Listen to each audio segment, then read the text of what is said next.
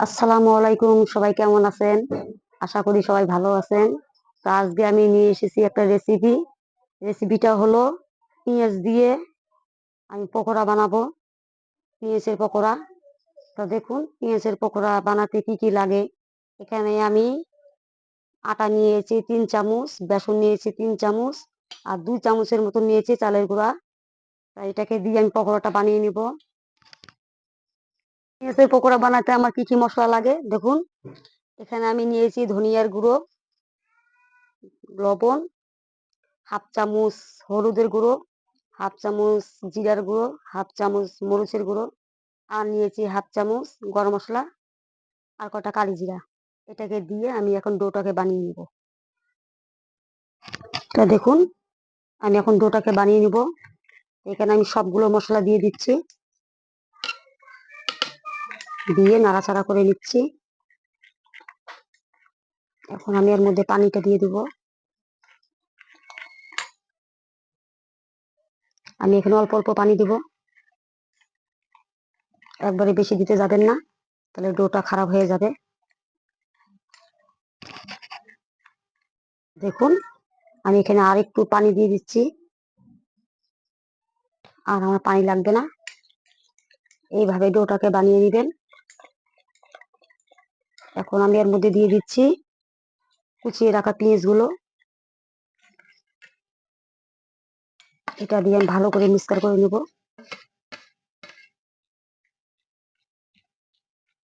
দেখুন আমার ডোটা তৈরি হয়ে গেছে। এইভাবে ডোটা বানিয়ে নেবেন, যাতে এটা পেঁয়াজের পকোড়া হবে।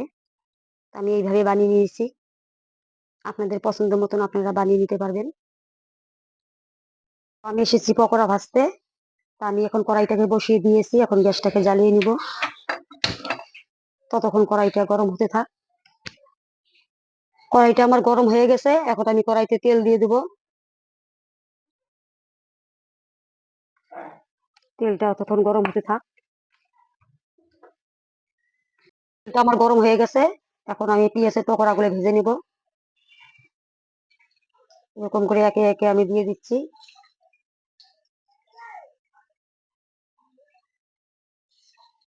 তা আমি এরকম করে দিয়ে ভেজে নিব।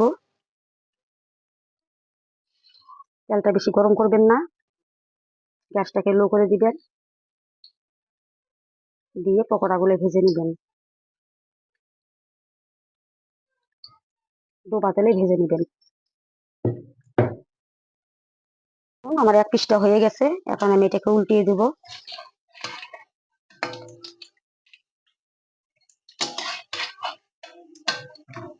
এটা বেশি জাল করতে যাবেন না, নইলে নিচেটা পুড়ে যাবে।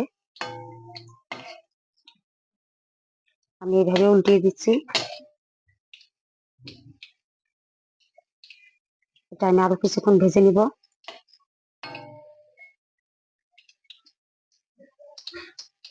আমার পকোড়া গুলো হয়ে গেছে, এখন আমি সবগুলো তুলে নিচ্ছি। আমি একে একে সবগুলো তুলে নিলাম। এখন বাকি যে কটা আছে ওই কটাও দিয়ে দিব। আমি এইভাবে এখন সবগুলো দিয়ে দিব।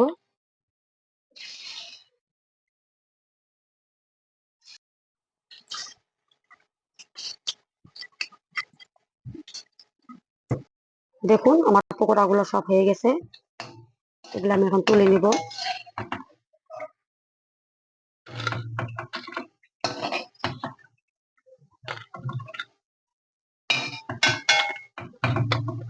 দেখুন আমার পকোড়া গুলো।